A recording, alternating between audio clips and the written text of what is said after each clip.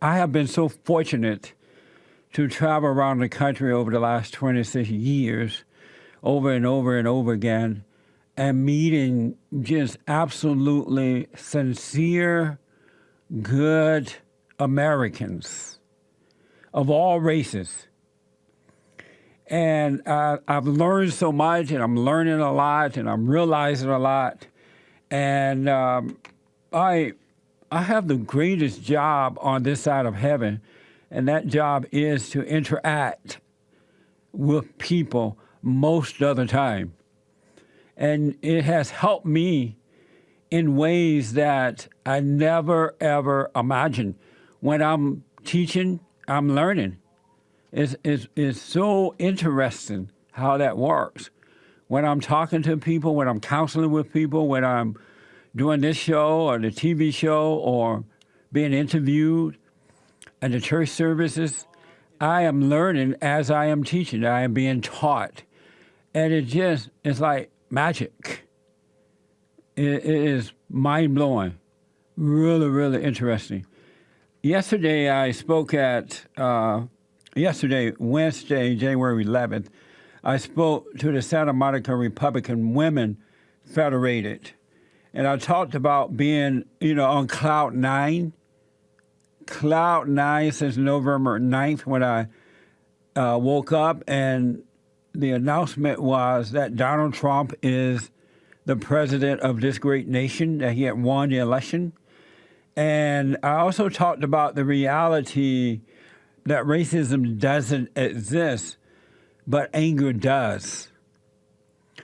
All people who has anger believe that racism exists.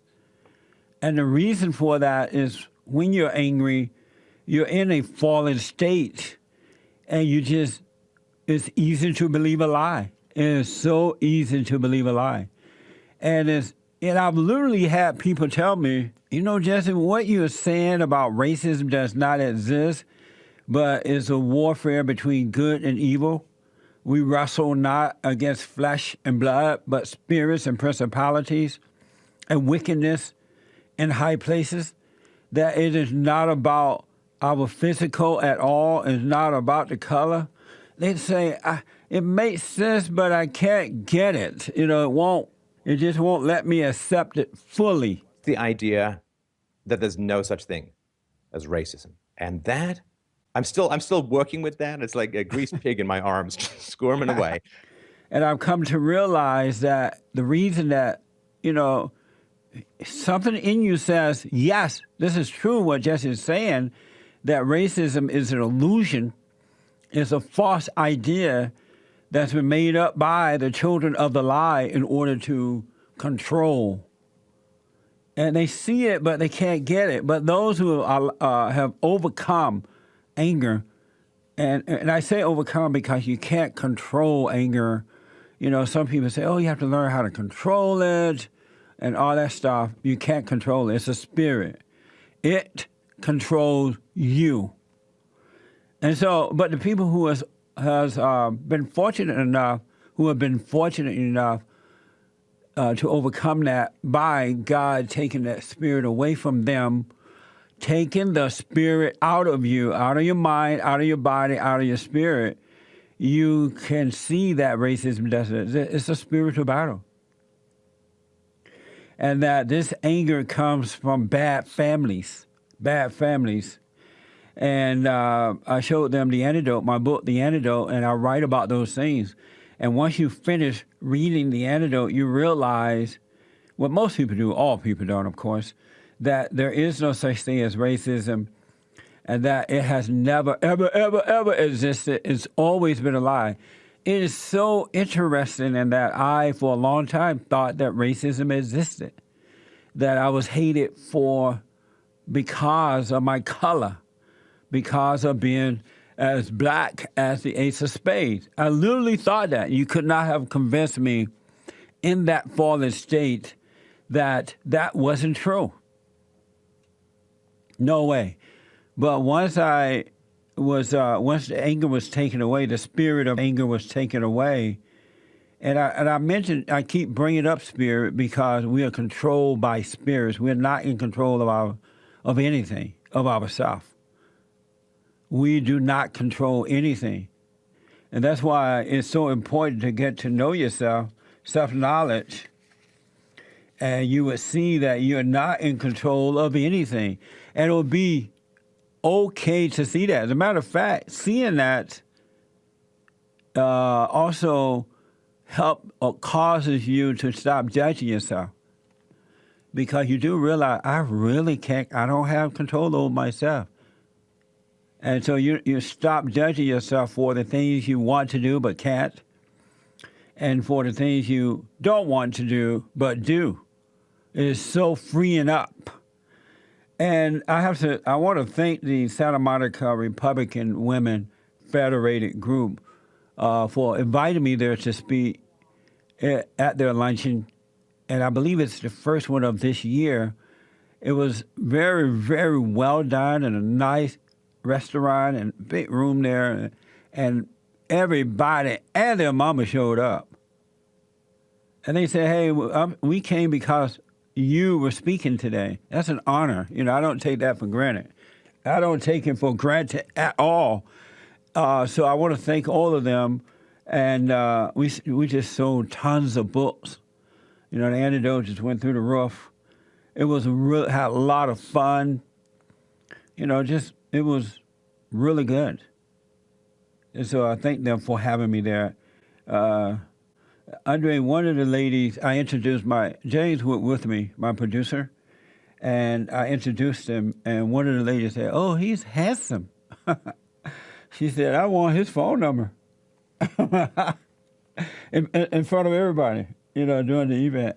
And I said, hey, James, she said, you're handsome and she want your phone number. And she wasn't a young lady. She was an elderly, pretty lady though, classy. And I asked James about it later. He said, yeah, she was right. I am handsome.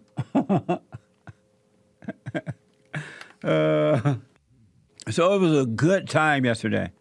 Really, really, really, really good time. I just, I'm so fortunate. Not often think, but I think about how when I was in that fallen state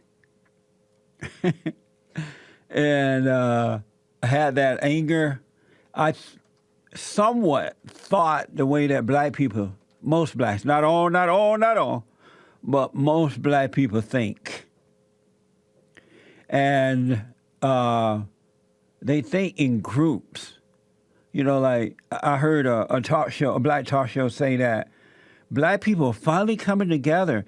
Over 90% of them voted for Barack Obama twice. They're coming together. And then I was thinking to myself, that's horrible.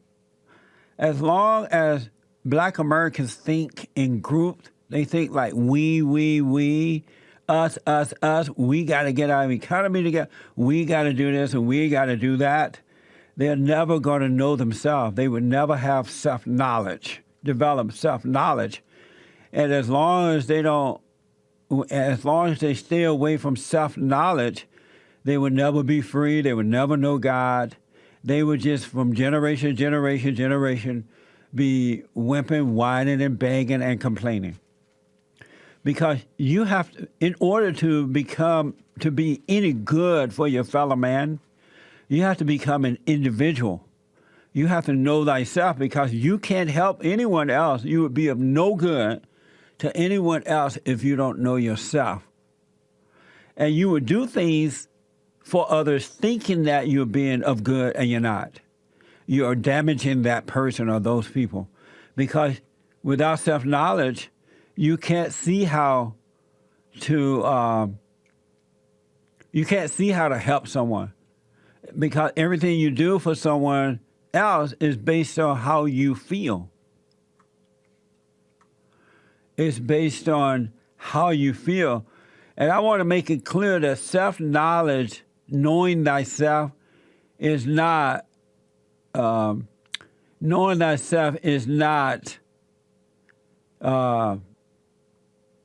an introspection of oneself. You know, like, oh, I see myself, and I'm this, and I'm that, and I'm that, and I'm this. That's not self-knowledge. That is not self-knowledge. Just FYI.